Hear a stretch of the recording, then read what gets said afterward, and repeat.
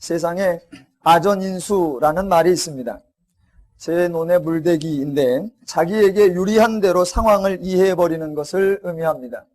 즉 좋은 뜻으로 쓰이지 않고 어떤 사람이 자기 유익대로, 자기 편리한 대로, 자기에게 맞게끔 모든 상황을 해석하는 것을 의미합니다.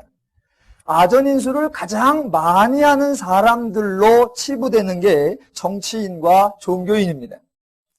정치인이 아전인수 해석하는 것도 안타까운 일이지만 종교인이 아전인수를 행하는 것은 더더욱 안타까운 일입니다. 기독교인들, 성도들이 다른 사람들과 성경에 대하여, 하나님에 대하여, 신앙에 대하여 이야기할 때 그 말을 듣는 세상 사람들이 아하, 그렇구나 라고 생각하는 것이 아니라 성도들은 늘 모든 걸 아전인수적으로 한다. 자기에게 맞게끔 한다. 이어링 비어링 한다. 라는 말을 종종 듣습니다. 기독교는 달라야 합니다. 기독교의 말이 하나님이 행하시고 하나님이 말씀하시는 것이 옳습니다. 옳음에도 불구하고 사람들에게 받아들여지지 않습니다. 왜냐하면 옳고 맞고 합당한데 너무 높고 자기들로서는 감당하기가 힘들기 때문에 거부하는 그런 모습입니다. 기독교는 하나님이 행하시는 일이 옳고 맞는다라는 것이 전제되어야 합니다. 반대로 기독교에서 하는 말이 너무 유치하고 너무 저급하고 너무 말도 안 되는, 그래서 거부당하는 일이 생기고 그 거부당하는 것을 어떻게든 설득해 보려고 말을 만들어 아전인수적으로 하는 것, 그것은 옳지 않습니다. 우리 성경을 읽고 성경을 해석하오는데 그런 오류를 범할 때가 많습니다. 세상에서는 사람을 세 부류로 나누어서 얘기합니다. 저 어렸을 때 배운 기억에 의하면 세상에는 꼭 있어야 할 사람이 있고 있으나 마나한 사람이 있고 있어서는 안 될 사람이 있다. 그 중에 우리는 꼭 있어야 하는 사람이 되자라는 교육을 받아왔습니다. 큰일 날 소리입니다. 하나님이 이 땅에 생명을 주시고 있게 하셨는데 있어서는 안 될 사람이라니 큰일 날 소리입니다. 그거보단 좀 나은데 교회에서는 간혹 인간을 두 가지 유형으로 구분하여 바람직한 모델과 바람직하지 못한 모델로 우리에게 설명해주고 그 중에 하나가 우리의 모습이 되어지기를 요청할 때가 있습니다. 그러나 그것 또한 옳지 않습니다. 왜냐하면 하나님 앞에 모든 인간은 죄인으로서 다 똑같기 때문입니다. 그 두 모델 중에 예를 들면 사울은 불순종의 모델로 보여지고 다윗은 순종의 모델로 우리에게 나타나는데 성경은 그런 식으로 사람을 모델로 내세우지 않는다는 것입니다. 다윗이나 사울이나 둘 다 똑같은 죄인이라는 것을 잊어서는 안 됩니다. 우리는 자꾸 그것을 잊습니다. 그래서 신앙의 두 가지 모델, 즉 사울과 다윗, 불순종하는 자와 순종하는 자, 그것을 예를 들어서 우리 모두가 다윗처럼 되자, 다윗같이 되자라는 것이 목표처럼 들려질 때가 많습니다. 오늘의 결론은 다윗처럼 되지 말자입니다. 그런 성경이 말하지 않는 그릇된 모델을 만들어내는 그런 성경 구절 중에 하나가 오늘 본문입니다. 3장 1절을 예를 들어보겠습니다. 사울의 집과 다윗의 집 사이에 전쟁이 오래매 다윗은 점점 강하여 가고 사울의 집은 점점 약하여 가니라. 이 본문을 보고 저는 예전에 이런 설교를 들은 적이 있습니다. 사람의 사는 삶은 점점 강해져야 됩니다. 다윗의 집처럼 점점 날마다 강해져 가야지 사울의 집처럼 점점 약해져 가서는 안 됩니다. 인생은 올라가는 인생이어야지 내려가는 인생이면 안 됩니다. 성경은 그런 얘기를 하는 게 아니라는 겁니다. 자, 오늘 3장 1절 이후에 나오는 이야기가 사울의 집안의 얘기와 다윗의 집안의 얘기가 나옵니다. 사울의 부인인 첩이었던 리스바라고 하는 여인이 있고 다윗의 아내이었던 미갈이라고 하는 여자가 있습니다. 성경을 많이 안 읽으신 분들은 성경을 읽을 때나 설교를 들을 때 제일 난처한 게 아브넬, 아사엘, 요압, 이스보셋, 다윗, 미스바 누가 누구요? 이게 좀 혼돈이 됩니다. 가능한 한 제가 천천히 또박또박 하려고 하니까 잘 좀 이해하시면서 들으시기 바랍니다. 사울의 집이 점점 약해져 갔다라고 사람들이 잘못 이해를 드는 게, 사울의 첩 리스바가 있는데 사울의 아들이었던 이스보셋이 있고 그의 장관이었던 아브넬이 그 사울의 첩을 달라고 합니다. 그랬더니 이스보셋이 거부하니까 그 장군이 나는 당신을 따르지 않겠다라고 해서 다윗의 진영으로 옮겨가는 그런 이야기입니다. 그러면서 하는 말, 보아라, 점점 약해져 가니까 있던 집안도 깨어져 가지 않느냐. 그래서는 안 된다. 우리는 다윗 집안 같아야 한다. 성경에 나오는 이야기가 뭐냐면 다윗이 예전에 사울의 딸 미갈이라는 사람과 결혼을 했었는데 사울이 쫓아오니까 도망 나오면서 미갈은 두고 혼자 나왔습니다. 그러다가 이제 왕이 되었고 아브넬이 이스보셋의 진영에서 다윗의 진영으로 옮겨오려고 하니까 예전에 내 부인 미갈을 데려와라. 그래서 미갈을 데려오려고 하는 그런 이야기가 나옵니다. 오늘 본문에. 그래서 사람들은 봐라, 사울의 집안은 약해져 가니까 있는 부인도 뺏기고, 봐라, 다윗의 집은 점점 강성해져 가니까 잃었던 부인도 찾아온다. 되는 집은 점점 강하여지는 집이고 올라가는 집이어야 한다. 우리는 다윗의 집안처럼 되어야 한다. 라고 성경을 이야기하면 성경이 말하고자 하는 것과는 전혀 무관한 것입니다. 자, 사람들은 다윗에 대한 기본적 왜곡된 착각이 있습니다. 다윗은 옳았고 다윗은 맞았고 다윗은 잘했다고 생각하는 겁니다. 절대로 그렇지 않습니다. 오늘 본문에서 사울의 딸이었던 미갈을 데려오는 장면이 나오지만 그것은 옳지 않은 행동입니다. 다윗은 이미 여러 명의 아내가 있었습니다. 2절부터 보겠습니다. 3장 2절. 다윗이 헤브론에서 아들들을 낳았으되 맏아들은 암논이라 이스라엘 여인 아히노함의 소생이요 둘째는 길르압이라 갈멜 사람 나발의 아내 되었던 아비가일의 소생이요 셋째는 압살롬이라 그술왕 달메의 딸 마아가의 아들이요 넷째는 아도니아라 학깃의 아들이요 다섯째는 스바다라 아비달의 아들이요 여섯째는 이드르함이라 다윗의 아내 에글라의 소생이니 이는 다윗이 헤브론에서 낳은 자들이더라. 아들 6을 설명해 주는데 6의 엄마가 다 다릅니다. 이미 다윗은 아내가 6입니다. 신명기 17장 17절에 가면 하나님께서 이스라엘에게 왕이 되었을 때에 왕이 하지 말아야 할 것 3가지를 설명하는데 그 중에 하나가 은금을 많이 두지 말 것이며 또 하나가 말을 많이 두지 말 것이며 세 번째가 아내를 많이 두지 말라라는 것이었습니다. 세상에서는 왕은 그 왕의 식구가 많아야 합니다. 그래야 왕족이 든든해지고 귀족들이 반란을 일으키지 못하기 때문입니다. 그래서 왕은 부인을 하나만 두는 것이 아니라 여럿을 두고 후궁들도 두고 거기서 여러 왕자들을 두어 귀족들이 왕권을 넘보지 못하게 하고 그 왕권의 강화를 자랑하는 것입니다. 그게 세상의 방식입니다. 성경은 그것을 금지하는 겁니다.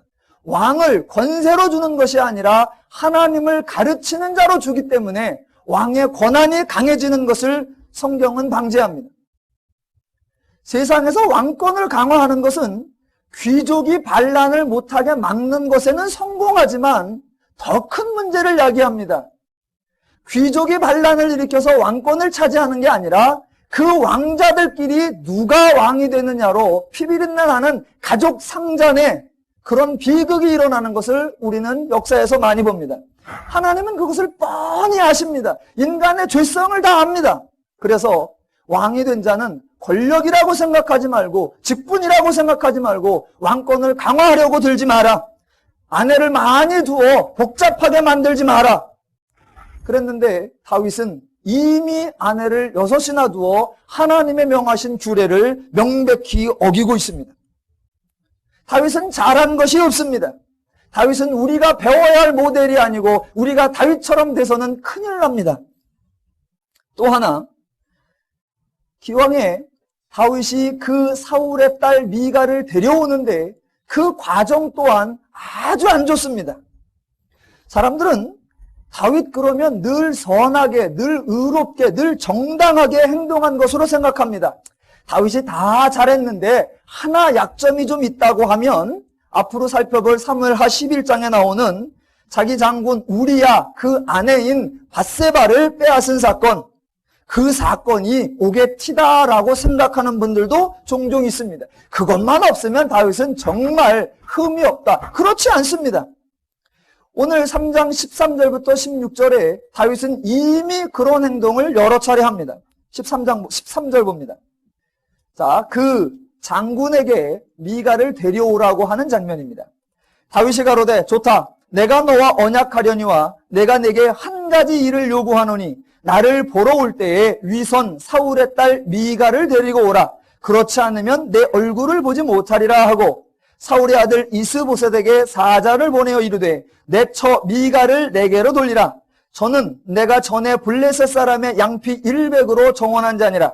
이스보셋이 보내어 그 남편 라이스의 아들 발디엘에게서 취하매 그 남편이 저와 함께 오되 울며 바후림까지 따라왔더니 아브넬이 저에게 돌아가라 하매 돌아가니라. 미갈은 사울이 떠난 후에 독수공방 언제 다윗이 날 찾아오나 기다리고 있던 상태가 아니라 이미 남의 아내가 되어 있고 미갈을 떠난 후에 다윗도 이미 다른 부인들을 여럿을 취한 상태입니다. 그런데 이제사 남의 아내가 되어 있는 그 사람을, 잘 살고 있는 그 사람을 데리고 오라. 그래서 빼앗아 오면 이게 옳은 거예요? 옳지 않은 거예요? 옳지 않은 것입니다. 저는 그 남편 되었던 발디엘, 거기 나오죠? 15절. 이스보셋이 보내어 그 남편 라이스의 아들 발디엘에게서 취하매 발디엘이 얼마나 안타까웠으면 잡혀가는 그 미가를 쫓아나오며 꺼이꺼이 울고 아내를 빼앗기는데도 힘이 없어 빼앗기고자 마는 그 처절한 심정. 그런데 자기는 이미 6이나 있음에도 불구하고 또 취하여 가는 그것을 다윗이라고 옳다 할 수 있으며 하나님의 기름 부은 왕이라고 옳다라고 해주는 우리의 그런 주장을 세상 사람들은 아전인수다라고 말하고 말도 안 된다. 하나님은 인격도 없고 하나님은 예의와 상식도 없다라고 말해버린단 말입니다. 여러분, 성경을 보실 때 아전인수격으로 해석해 주어 어떻게든 좋은 쪽으로 해석을 해 주어야만 하나님이 자기 자리를 잡으시는 게 절대로 아닙니다. 우리가 성경이 이건 이야기가 이상하다. 이걸 어떻게 이해할까? 그때 어떻게든 아전인수격으로 우리에게 유리한 쪽으로 해석해야 되겠다라는 그런 필요를 느끼는 것이 이미 성경의 뜻을 오해하고 있는 겁니다. 왜냐하면 하나님은 우리가 그렇게 해주어야 겨우 명분을 얻으시는 그런 분이 아닙니다. 성경은 있는 그대로 하나님이 행하신 그대로 하나님이 말씀하신 그대로 설명하면 그것이 이미 복음이요 그것이 이미 진리입니다. 왜? 하나님은 언제나 옳게 행하시고 하나님은 언제나 합당하게 행하시고 하나님은 언제나 인간을 위하는 말씀과 인간을 위하는 행동을 하시기 때문입니다. 하나님은 실수하셨는데 우리가 그 실수를 무마하기 위해서 어떻게든 좋은 쪽으로 해석을 해보려고 하는 그럴 필요가 도무지 없습니다. 하나님이 옳으십니다. 성경을 보다가 옳은 것 같지 않다. 이건 이상하다 그러면 아직 내 분량이 덜 찼구나. 아직 내가 이해를 잘 못하는구나. 이것이 옳을 텐데 왜 옳을까? 그것을 찾으면 그게 바로 진리와 복음으로 우리에게 힘이 되는 것입니다. 성경은 아전인수적으로 해석할 것이 아니라 하나님의 마음과 하나님의 심정으로 보면 우리의 힘과 원동력이 됩니다. 성경은 다윗을 높이거나 다윗을 우리의 신앙적 모델로 삼아 우리의 본이 되어 우리로 하여금 그를 따라가라고 제시하고 있는 것이 아닙니다. 성경에는 성도가 배워야 할 모범적 성도의 모습 없습니다. 두 모델 중 사울 같은 인생이 되지 말고 다윗 같은 인생이 되자 그런 것 없습니다. 오늘 결론은 제발 다윗처럼 되지 말자가 결론입니다. 다윗에 대해서 조금만 더 해보겠습니다. 아직도 많은 사람들이 다윗을 두 가지의 우리의 참된 신앙의 표상으로 봅니다. 하나는 지도자로서 온 백성을 다스렸던 정말 유능하고 현명하고 이 백성들을 태평스럽게 인도했던 참다운 지도자로서 생각하고 있는 것과, 또 하나는 정말 우리 신앙의 모범이 되고 성숙한 성도의 모델로 생각하는 그런 오류들, 그런 착각들입니다. 성경은 우리에게 다윗을 그런 모델로 제시하지 않습니다. 참다운 지도자로서의 모습 없습니다. 오늘 본문에서 아브넬이라고 하는 장군이 나옵니다. 적군의 상대방 나라의 장수였습니다. 그랬는데 이제 다윗의 편으로 오려고 합니다. 그 다윗의 편으로 오려고 할 때 다윗의 장군이었던 요압이 상대편의 장수를 받아주는 것을 용납하지 않고 그 장수에게 자기 동생이 죽임을 당했었기에 그를 받아들이지 않습니다. 그래서 아브넬과 다윗이 협의를 하고 이제 가서 미갈을 데려와라 라고 명을 받아 아브넬이 갈 때 요압이 그 소식을 듣고 다윗에게 어찌 이런 일이 있을 수 있느냐, 어찌 적의 장수를 받아들일 수 있느냐 라고 말하고 그 가고 있는 아브넬 장수를 불러들여서 그를 찔러 죽입니다. 자, 다윗이 과연 지도자다운 모습이 있고 과연 백성들 위에 인정을 받으며 권위를 인정받고 있었는가? 그렇지 않다라는 것입니다.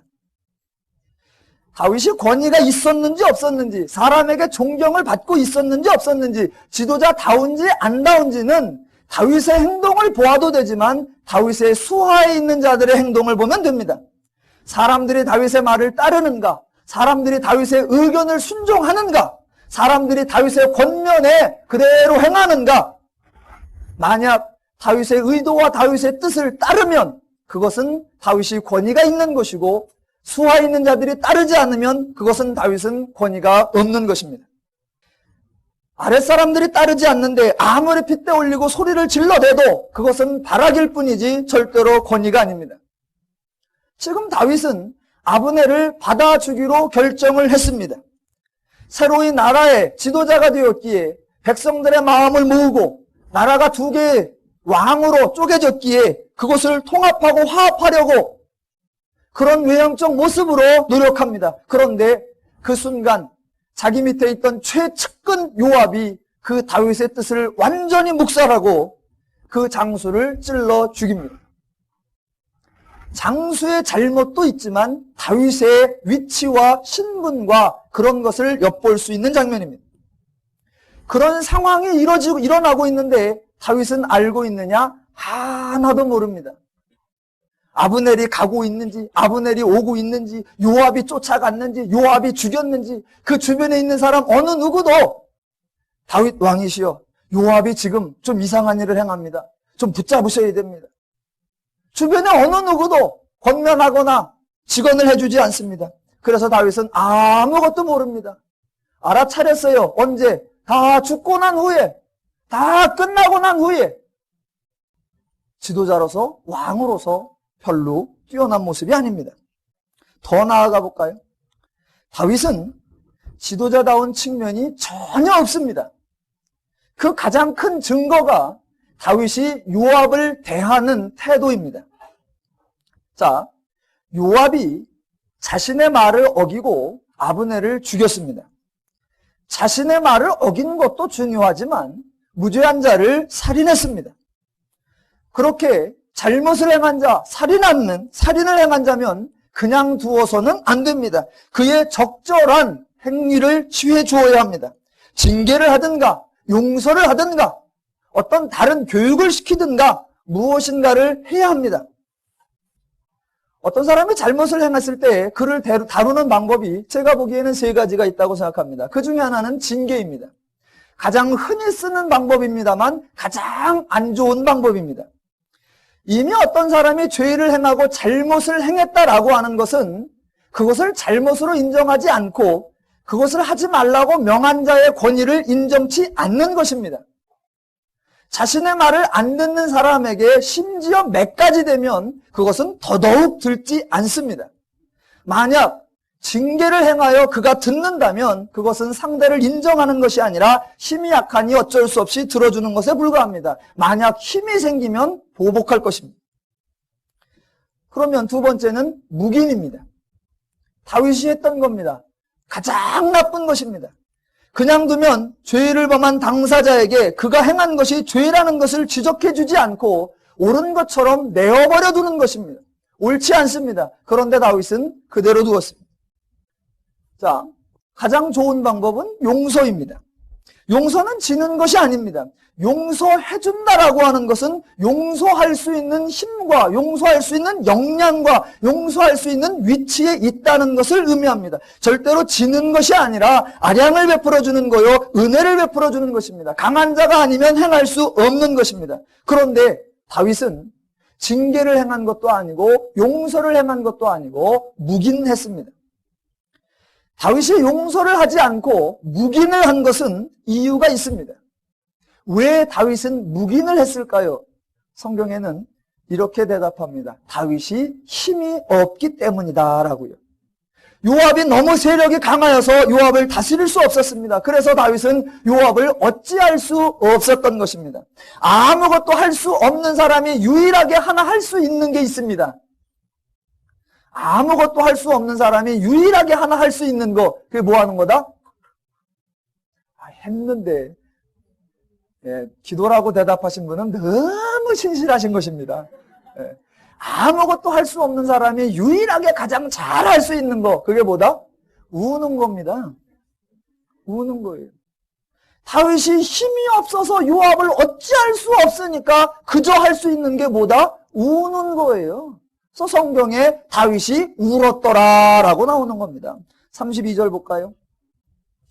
31절부터 다윗이 요압과 및 자기와 함께 있는 모든 백성에게 이르되 너희는 옷을 찢고 굵은 배를 띠고 아브넬 앞에서 애통하라 하니라. 다윗 왕이 상여를 따라가서 아브넬을 헤브론에 장사하고 아브넬의 무덤에서 소리를 높여 울고 백성도 다 우니라. 다윗이 아브넬이라고 하는 너무 귀한 장수의 죽음이 안타까워서 소리 높여 울더라 라고 생각하시는 분은 아직 죄인이 누군지를 잘 모르시는 분입니다. 어차피 아브넬은 다윗의 신복이 아니었습니다. 적장이었습니다. 그리고 아직 아브넬은 다윗 편으로 온 것도 아니었고 다윗을 위해 아무것도 행한 것이 아직 없습니다. 다윗이 아브넬을 위해 그렇게 울어야 할 이유가 없습니다. 죄인은, 잘 보십시오. 죄인은 언제 서럽게 우느냐? 남의 일에 서럽게 운다, 안 운다? 죄인은 절대로 남의 일에 서럽게 울지 않습니다. 죄인이 서럽게 우는 경우는 딱 한 경우입니다. 언제? 자기 신세가 처량할 때. 생각을 잘 해보십시오.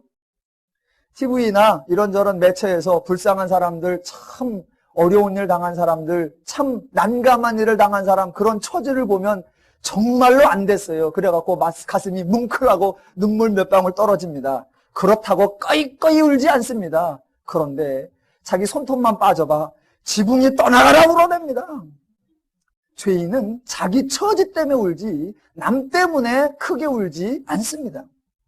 지금 다윗이 우는 이유는 아브넬이라고 하는 귀한 장수를 잃어서가 아니라 자기가 너무 힘이 없고 자기가 무력하기 때문입니다. 그 증거가 39절입니다.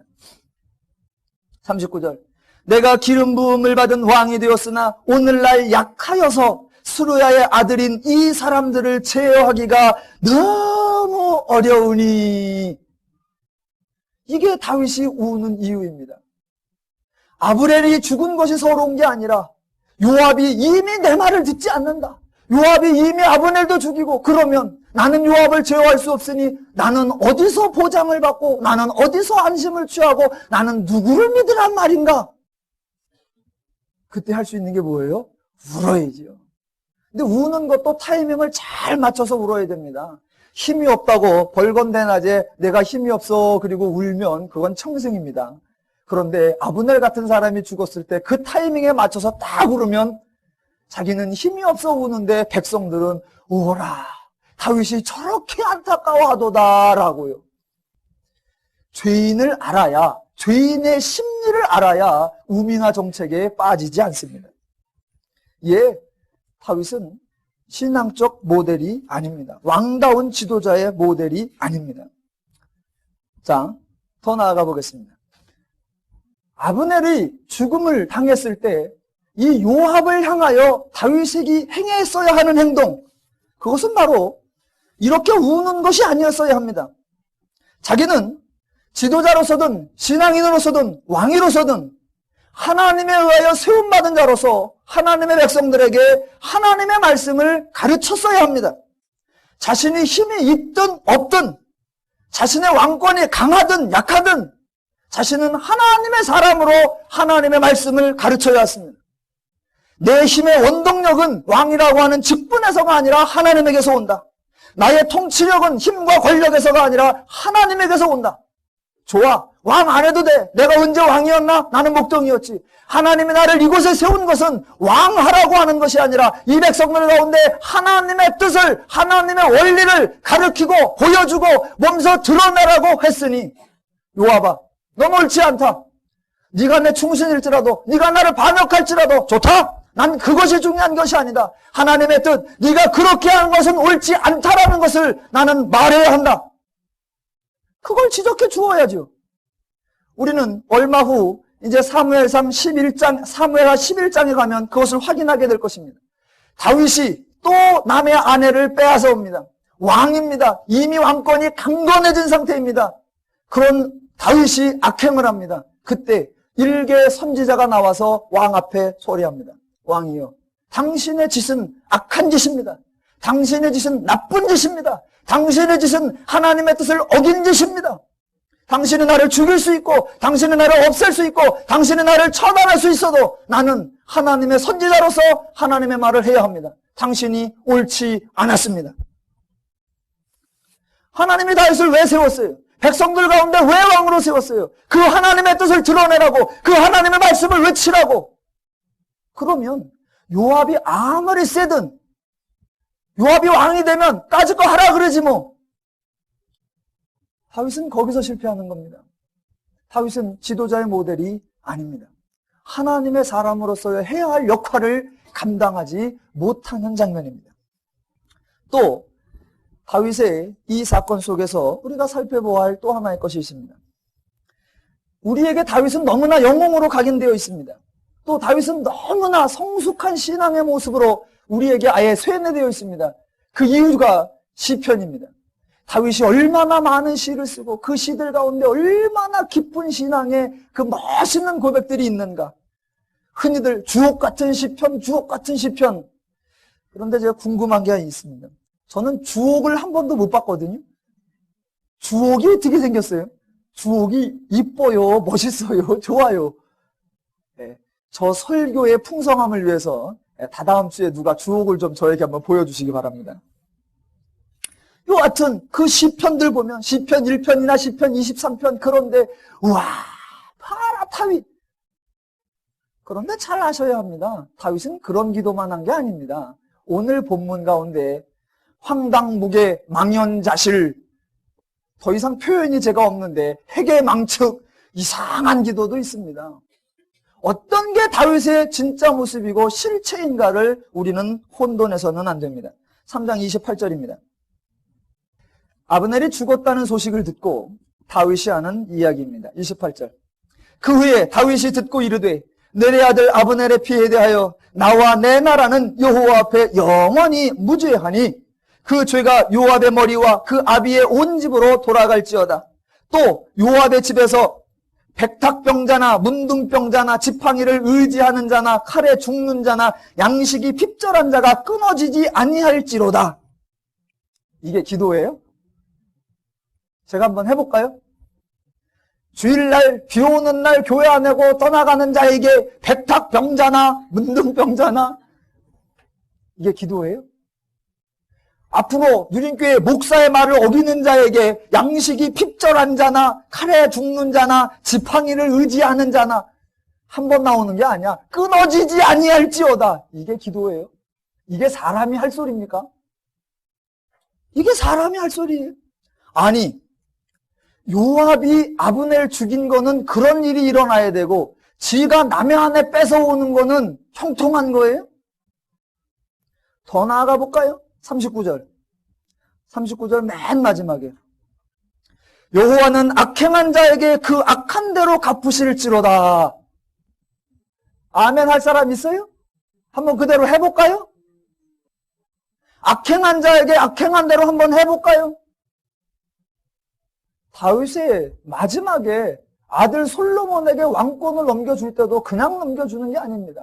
살생부 다 적어서 누구를 죽여야 되고 누구를 없애야 되고 누구를 처단해야 되고 그래야 네가 왕권이 편하니라 이 정도가 아닙니다. 그가 백발로 음부에 내려가지 못하게 하라. 그게 신앙인의 모델이고 그게 성숙한 고백이고 우리는 그를 그래도 다윗은 우리 편이니까 성경은 사람을 우리의 모델로 우리가 따라야 할 모범으로 세워주지 않습니다. 물론 시편 1편과 시편 23편과 멋있는 시편들이 많이 있습니다. 그러면 우리는 생각을 해야 됩니다. 오늘 이러한 다윗의 기도와 그러한 다윗의 고백과 어떤 게 다윗의 실체인가? 이것이 다윗의 실체고 이것이 다윗의 정상적 모습입니다. 이런 다윗인데 시편이 다윗이 인생을 살아가면서 심오하게 묵상을 하고 마음 수련회를 가서 깊이 생각하고 멋지게 인생을 통찰해보고 나니까 어떻게 살아야 되겠다 그런 묵상과 명철의 그런 결론을 내어놓는 것이 아닙니다.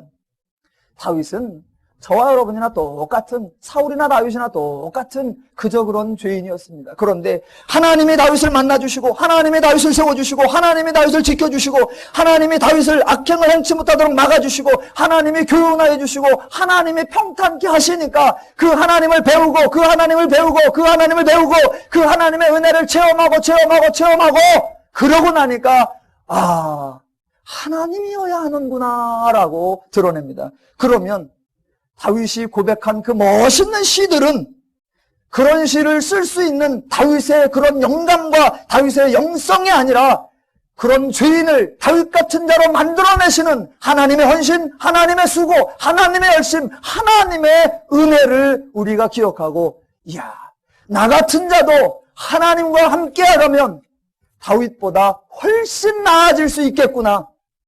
하나님이면 되는구나. 성경은 그것을 말하고 있는 것입니다.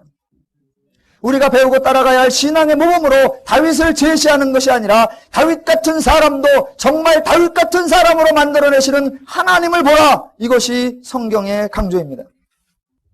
다윗은 우리의 모델이 아니라 우리의 자화상입니다. 왜냐하면 하나님은 지금 다윗을 세우고 높이는 것이 아닙니다. 다윗이라는 사람을 통해 이스라엘 모든 백성을 교육하고 있는 것입니다. 이스라엘 백성들이 하나님을 모르고 하나님의 뜻을 모르고 하나님의 말씀이 어떠한 역할을 하는지 모르니까 다윗을 통해서 하나님을 알고 하나님의 말씀을 배우게 하고 하나님이 옳다, 하나님이 맞다, 하나님의 뜻대로 하면 내가 좋은 거다라는 걸 가르치고 있는 것입니다. 자, 지금 이스라엘은 하나님의 백성입니다.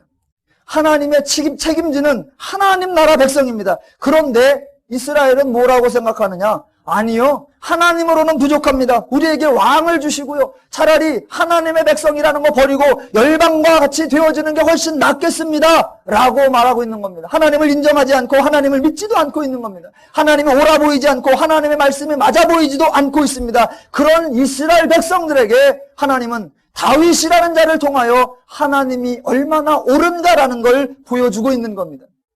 자, 다윗이 세움 받을 때 다윗과 나머지 백성들과 누가 더 나아 보였습니까? 사람들 마음에 다윗이 훨씬 옳아 보였습니까? 아니요.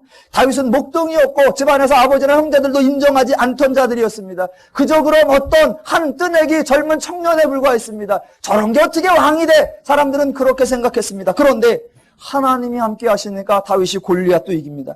하나님이 함께 하시니까 자기들은 두려워서 벌벌 떨고 있는 그 골리앗을 다윗은 이기더란 말입니다. 나보다 못했던 저 다윗이 어떻게 저렇게 할 수 있지? 그때 깨달으라는 겁니다. 하나님이면 되는구나. 나보다 거지 같았던 저 다윗이 어떻게 왕이 되었지? 하나님이면 되는구나. 이스라엘 백성들아, 제발 정신 좀 차려. 다윗을 봐. 니들이 보기에 너보다 못했지만 하나님이 함께 하시니까 쓸만해지잖아. 다른 표현으로 이스라엘의 자화상입니다. 다윗은. 왜 그러느냐? 이스라엘은 열방과 다를 바가 없었습니다. 아니, 열방보다 못했습니다. 유리하던 아모리 사람이었습니다. 그런데 하나님이 그를 부르시고 아브라함을 부르셔서 그와 약속하시고 그를 통하여 민족을 이루시고 그들을 하나님의 나라, 하나님의 백성으로 삼아주셨습니다. 하나님과 무관한 자들, 하나님의 약속 밖에 있던 자들을 하나님이 찾아가 만나주어 하나님의 것으로, 하나님의 소유로, 하나님의 백성으로 열방과는 다르게 만들어줬단 말입니다. 그럼 이스라엘이 그걸 알아야죠. 우리는 열방과 다르구나. 하나님의 백성이구나. 열방들은 지금 하나님을 부러워해야, 이스라엘을 부러워해야 되는 겁니다. 그런데 정작 하나님의 백성된 그 이스라엘은 하나님 백성 돼서 좋은 거 하나도 없고 힘들고 지켜야 될 것만 많고 안 한다. 하나님 도리어 우리 열방처럼 될래요. 너희를 열방에게서 훨씬 나은 자로 만들어 놨더니 그걸 모르고 열방처럼 된다고? 그러고 있는 너희들아, 다윗을 좀 봐라. 너희들보다 못했던데 하나님이 하니까 너희들처럼 됐잖아. 너희들보다 낫잖아. 너희들이 왕이 됐잖아. 하나님이 하면 되잖아. 너희를 그렇게 하나님이 도왔잖아. 그런데 왜 그 하나님을 모르고 열방처럼 되려고 하느냐? 다윗을 다른 사람과 구분하여 뛰어난 사람, 훌륭한 사람, 대단한 사람으로가 아니라 모든 인간이 똑같을지라도 하나님이 함께 하시면 사람이 변하고 하나님께 함께 하시면 행복해지고 하나님이 함께 하시면 풍성해지고 하나님의 원리대로 하면 모두가 형통한다라고 하는 그 하나님을 백성들에게 알리고자 하는 모습이 지금 다윗입니다. 그래서 이스라엘은 다윗을 부러워하거나 다윗을 찾아서도 안 됩니다. 이스라엘 백성들이 하나님 우리나라가 이렇게 어려운 것은 이제 다윗 같은 왕이 죽고 전부 다 왕들이 엉성해서 그래요. 다윗 같은 왕을 주십시오. 다윗 같은 왕을 주십시오. 다윗 같은 지도자를 주십시오. 이거는 크게 착각하는 겁니다. 이스라엘의 안녕과 이스라엘 평안과 이스라엘의 번성은 하나님의 원리, 하나님의 뜻, 하나님의 마음, 하나님의 심정으로 하는 것이구나. 이스라엘의 힘은 하나님이구나. 내가 바로 그 이스라엘이구나. 그걸 아는 것이 다윗 사건의 결론입니다. 그런데 이스라엘은 거기에서 실패합니다. 이스라엘이 실패하는 것은 이해를 합니다. 안타까운 일이지만 그래도 이해할 만해요. 왜? 아직 죄인이니까. 이스라엘이 다윗 같은 자가 되기를 원하는 거 이해합니다. 그런데 제가 가장 이해할 수 없는 거는 성도가 다윗같이 되자고 하는 건 뭐 하자는 얘기입니까? 다윗은 은혜를 받은 자였습니다. 그러나 성경을 보면 불행스럽게도 다윗은 받은 바 은혜를 풍성히 누리지 못했습니다. 그의 삶은 정말로 험난했습니다. 왕이 되는 과정도 험난했고 왕이 된 후에도 특별히 말년에는 자식들의 반란으로 도망자의 삶을 삽니다. 왜 그랬어요? 간단합니다. 하나님의 원리대로 안 했기 때문에. 아내 많이 주어! 분란시키지 마라! 그랬더니 6, 7씩 떠나 있는 것도 뺏어와서 만들어 놓으니까 그 중에서 반란자가 생기고 그 중에서 반란자가 생기고 아들 때문에 늘 도망다니고. 왜 그래요? 하나님의 원리대로 안 하니까. 왕이 되기까지는 하나님이 적극적으로 도우셔서 왕이 됐습니다. 다윗에게 너도 네 스스로가 아니라 하나님은 내가 도와 왕이 되었다는 것을 절대 잊으면 안 된다. 그러는데 다윗도 그걸 잊고 백성도 그걸 잊고 전혀 은혜 받은 상태를 누리지 못합니다. 성도는 은혜 받은 자입니다. 다윗은 우리 신앙의 모델이 아니라 우리 신앙의 자화상입니다. 나도 죄인이었고 나도 부족한 자였고 나도 어리석은 자였다. 그런데 하나님이 함께 하시니까 나를 의인 되게 하시고 하나님이 나를 성도 되게 하시고 나를 하나님의 백성 되게 하시는구나. 거기서 더 나가야 합니다. 거기까지만 가면 다윗이 은혜를 받았으나 은혜를 누리지 못한 것에 불과합니다. 성도는 은혜를 받은 자입니다. 그러면 성도는 자신이 무슨 은혜를 받았는가를 알아야 합니다. 무슨 은혜를 받았는가를 알고 그 은혜를 어떻게 누리며 어떻게 적용하며 어떻게 구현하는가를 알아 삶 속에 그 은혜와 더불어 즐겁고 신나고 행복하고 평안하고 안식된 그 삶을 살아가야 합니다.